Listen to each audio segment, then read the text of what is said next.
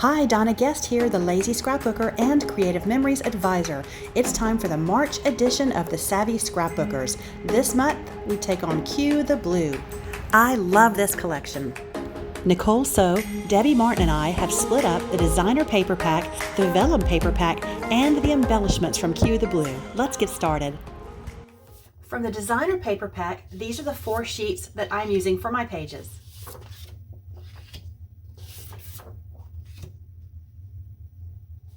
From the Q the Blue Vellum pack, I'm using this full sheet and then 2 partial sheets that we split up. 4x12 of this with the lines and 4x12 of this dark pattern. And these are the embellishments I'll be using for my 2 pages. 7 of the tiles, the lighter colors, 4 each of the flat enamel stickers, this tag, 2 titles, and these 2 shapes here. Here are the tools I'll be using to create these 2 pages. Of course, your 12-inch trimmer. I'll be using the personal trimmer to crop photos. I am using the Cloud frame punch that was released the same time as Q the Blue. I'm even going to use the corner rounder. It's not required, but if you have one, we'll do something with that. And then I've got 2 tape runners. I've got my Repositionable, or I could use my regular, and then I've got the Vellum tape runner, and that's the one that comes with a blue refill cartridge that we use on the Vellum paper. For my 2 background pages, I've chosen this, the white page with the grid lines on it, and then this royal blue page with the tile print. And now we're going to start by cutting the papers for our cloud border that's going to go on the left. First, I'm going to use the 4x12 vellum piece that we have, and then these other 2 designer pieces that I have.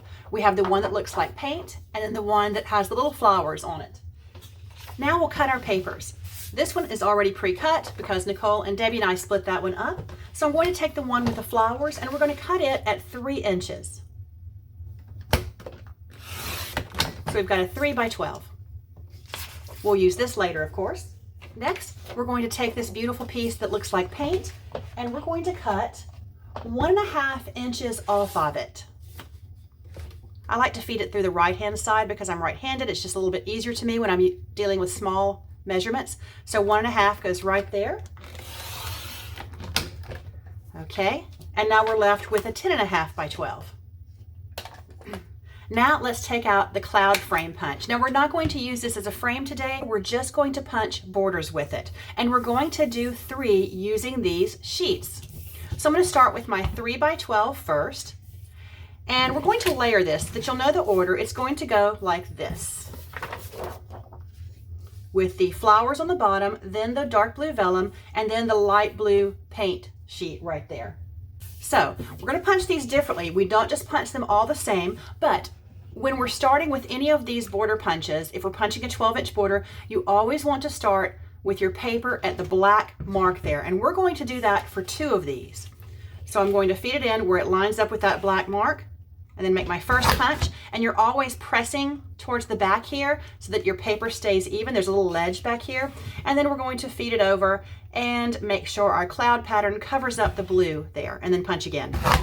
And then continue on with 4 more punches, continuously feeding the paper through and pushing it back towards the ledge.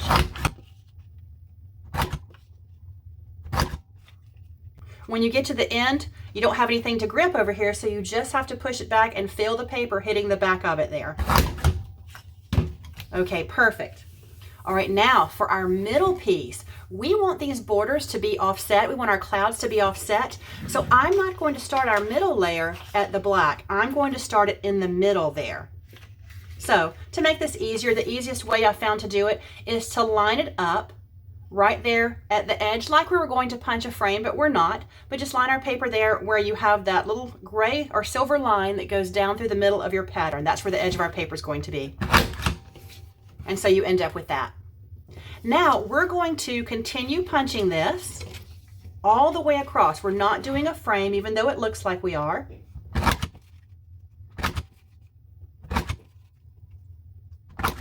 Okay, it does look like we're doing a frame, like we would turn it, but we're not. We're going to do like this. I'm going to line it up again, and I'm going to punch the end. So we have a half cloud there, and I'm going to come back and do the first inch over here that we couldn't get to. And so I'm lining up the cloud pattern over here and punching. Okay, perfect. And you see, when we're going to overlap these now, that the clouds are offset. So they're not just looking like this. It gives you a little bit of different look there. Now we're going to punch the 12-inch edge, and don't get confused. Remember, it's 10.5 here and 12 here. We're going to punch the 12-inch edge the normal way of this last sheet, and we're going to line it up at the black line there.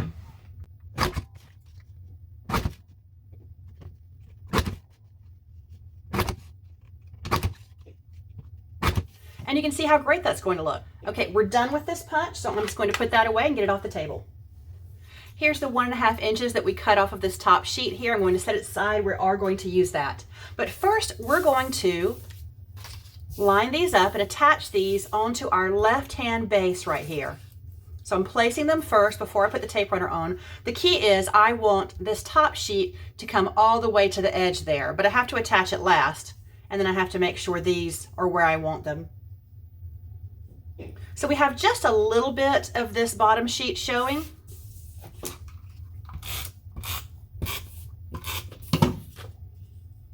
And this is a great thing to use Repositionable for because I may move it. Now, this is our vellum paper. Using our vellum paper, I'm going to use the Vellum tape runner, the one with the blue cartridge. So all you want to do here, and I'm not going to do a whole lot because the more tape runner I apply, the more work I'm going to have to do. And this is really, really sticky, so it's not going to fall off your page. I'm just going to do 1, 2, 3, 4, maybe 5, 6. And let me make sure it's where I want to be until before I press that down. Yeah, that looks good. Okay, so I'm going to smooth that out, and then I'm going to go behind and just rub in where the tape runner was applied. And most of this is going to be covered up anyway, but you're not going to see it. And the Vellum tape runner is good that way because it does not show through the vellum. And your regular tape runner, and even the Repositionable, those dots, they can show through. So now I'll go back to the Repositionable. And I could use my regular for this, of course. I find I'm using the Repositionable more and more, just because it helps me remove it when I make a mistake. So I'm lining this up here at the right.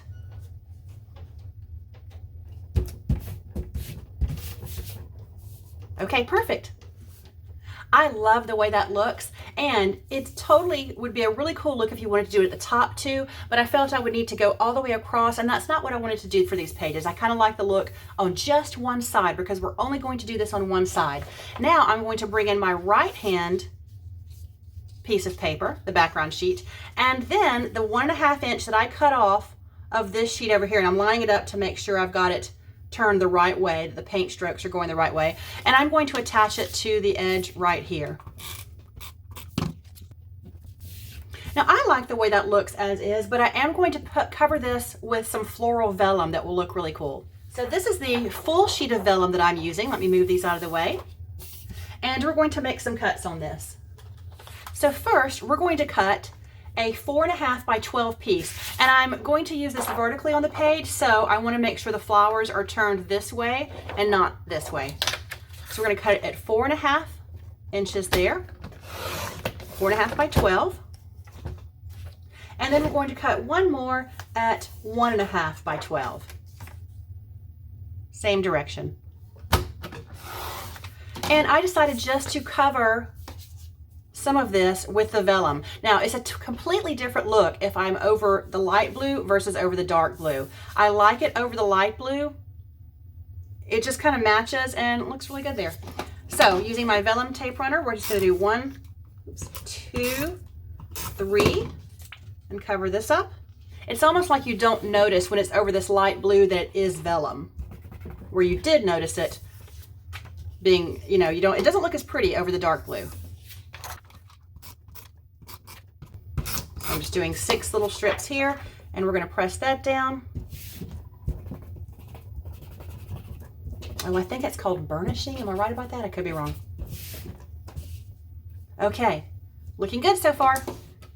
Now, I've decided I'm going to put 7 photos on this page, as you saw in the beginning, and I'm only going to mat one of those. You can certainly mat more if you like, if you have some extra paper, that's up to you, but I'm just going to mat one special photo. So let's double mat that using some vellum. So I'm going to make a double mat for a photo, and I'm going to make a double matted journaling box using the vellum. So first, let's do the photo. Here are the measurements. We're going to cut 4.5 wide, and keeping the same orientation here, by 6.5 long.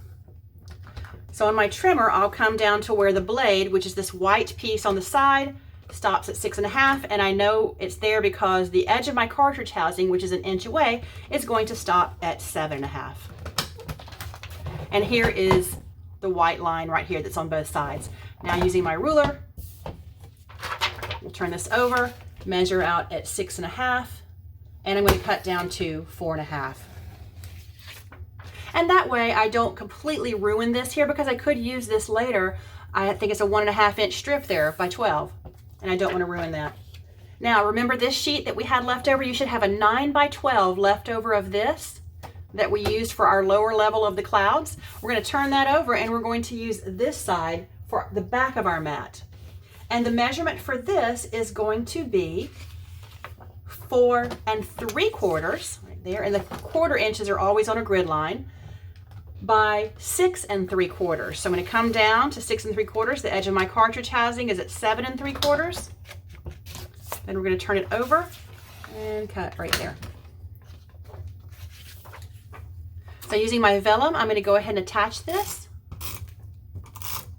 Just need 4 little pieces there, and it's really sticky. If you haven't used it, it's super sticky. And so what I did here is, with those measurements I gave you, I've got an 1/8 of an inch border all the way around, but then my photo is going to go right here, and so I have a 1/4 inch on the top mat, which is the vellum. So that looks really nice. Now let's make a journaling box, and the Q the Blue vellum pack has this lined paper that's vellum, and you can actually write on this with Creative Memories pens, and it's not going to smudge. So let's make our journaling box, and these are the measurements I came up with for this. We're going to have 4 inches wide, which is what I have already, by 2 3/4. So I'm going to turn that on its side and do 2 3/4. And we're going to have a lot of that left over, but you can use that later. So there's our 2 3/4 journaling box, and that's where I'll journal.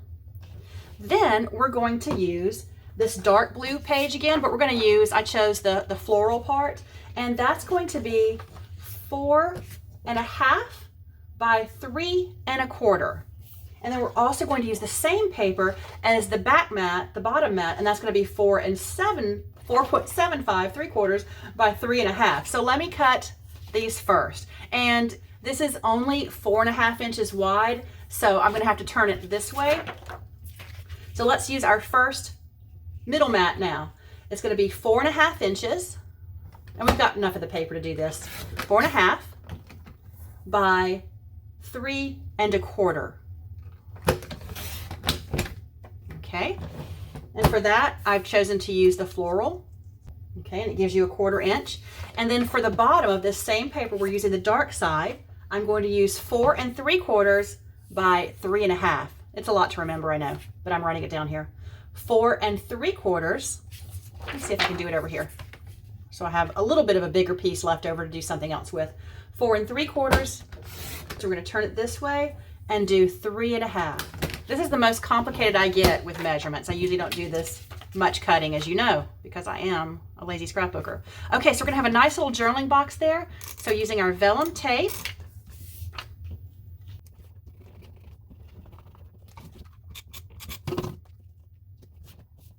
okay, I love the way that looks. I usually don't double mat things, but this Q the Blue is so pretty, and I think it looks really cool. Since our pictures aren't going to be all matted, I can just go ahead and apply this over here, but I'm not going to put them down yet, because let's put some embellishments on to help measure this. Usually I apply embellishments last, but these are a pretty important part of the design here. So let's place them. They're going to be on here on the edge as a column, but I want to make sure I've got them in the order I want them. I've got 7 of these. I had originally looked at some darker tiles, but they just didn't look good with this. It looks better with the lighter. Perfect. That seems to work out there because these 3 match, these 3 sort of match, and these 2 match. These are slightly different. And we didn't use a lot of these tiles, so you can really switch it up if you like something else. Okay, before I get crazy and put all these down, I really should use a ruler and measure this. Even better, let's use our custom cutting system mat. So what I'll do is I'll put the center one down and center it along the 6 here. These are 1.5 inch squares. So it's coming down 3/4 and going up 3/4. And I can put less than 1/4 inch in between them. I did the math, and 1/4 inch, though they're gonna run off the page if I do them that way.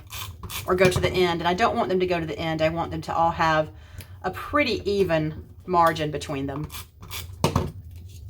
These work nicely with the square punch if you have that one, because our new square punch punches 1 3/4 inches, so they make even a nice border for these if you wanted that.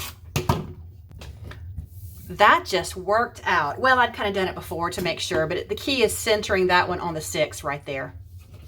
Okay, now we're going to be able to put these down. Now here's the layout without the rest of the embellishments, but showing you where the photo placement should be. And I'll add real photos in a minute. But I've got 4 4x5s, 2 4x4s, and 1 4x6. First, I'm going to add these cute. I don't use these nearly enough, and they really are cute. These cute little flat enamel.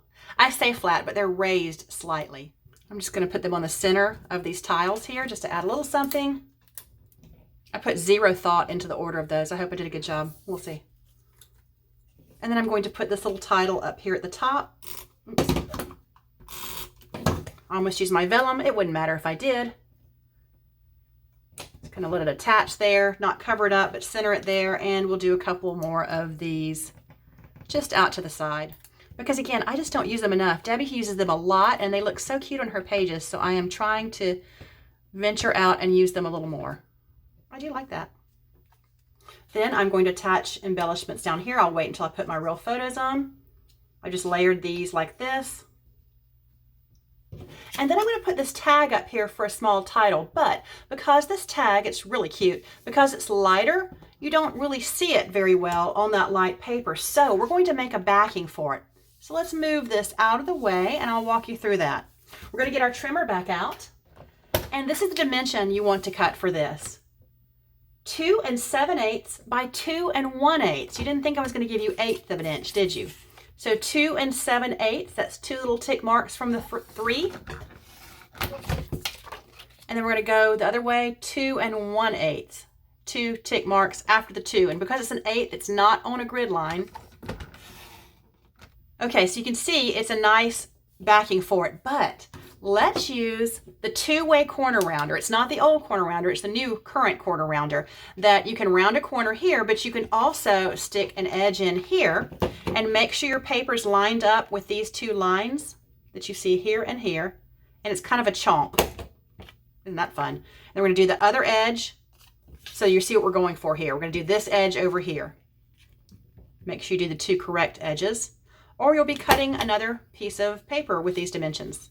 Now, I'm not going to go so far as to try to, well, you could use your scissors and cut a little notch out of there. I'll be okay without it. But I do like using the corner rounder, the little chomp part, to make that look a little better. That's going to go there. And just what is the subject of my pages? It's going to be my sweet Nicholas, who many of you are familiar with. Oh my goodness, he's so cute. So this one I'm going to leave intact as a 4x6 because it is the cutest one in the bunch. But I've got 6 other pictures here. And as you can see, okay, there's an argument they all look the same. They're not, they're very different. But you know, Nicholas has his own scrapbook. So we're going to cut these photos down so that I can get more on the page, or Nicholas would have way too many scrapbooks and we want to keep it at a minimum.